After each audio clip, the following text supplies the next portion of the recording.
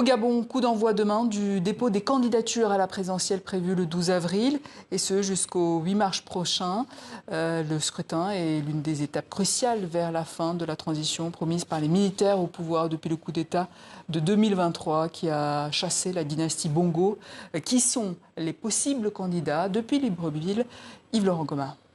L'attention des Gabonais est focalisée sur deux possibles candidats. D'une part, celui de Brice Clotaire Oligui Nguema, l'actuel président de la transition. Cet ancien chef de la garde républicaine, arrivé au pouvoir après le coup d'État du 30 août 2023, avait promis remettre le pouvoir aux civils après des élections libres, transparentes et crédibles. La charte de la transition et la Constitution lui donnent le cutus de briguer un premier mandat de 7 ans. Le général Oligui Nguema n'est pas encore officiellement candidat, mais il multiplie les déclarations implicites. Le second est Alain-Claude Bilebinze. Dernier Premier ministre d'Ali Bongo, il sillonne actuellement le pays à la rencontre des Gabonais.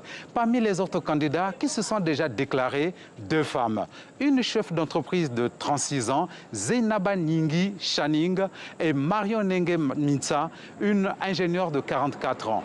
Pour être éligible, les candidats doivent remplir plusieurs conditions.